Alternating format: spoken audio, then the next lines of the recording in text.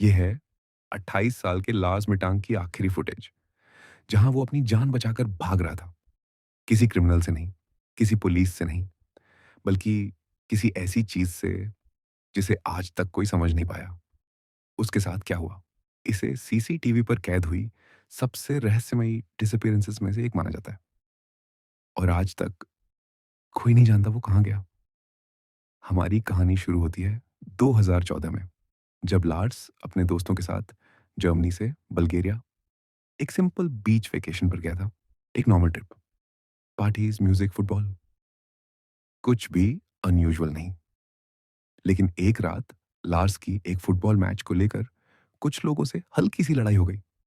उसके कान पर पंच लगा, ईयर ड्रम रप्चर हो गया और डॉक्टर ने उसे उड़ान भरने से मना कर दिया।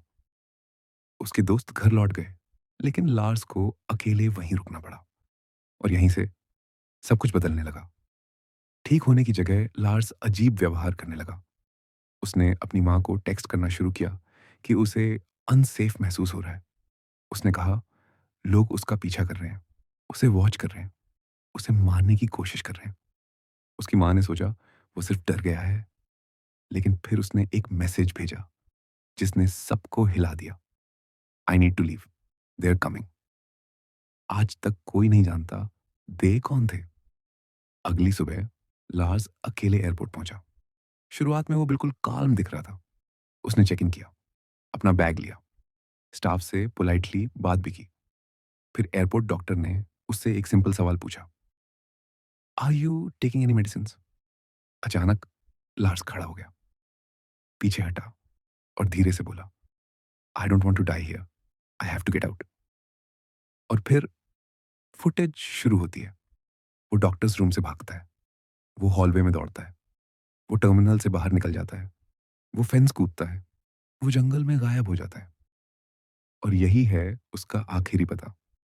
लार्स की तलाश यूरोप के सबसे बड़े मिसिंग पर्सन केसेस में बदल गई। ड्रोन्स, हेलीकॉप्टर्स, पुलिस डॉग्स, सैकड़ों वॉलंटियर्स, लेकिन कोई ट्रेस नहीं मिला।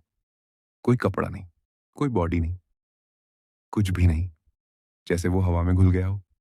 तो उसके साथ हुआ क्या? थ्योरीज कई हैं।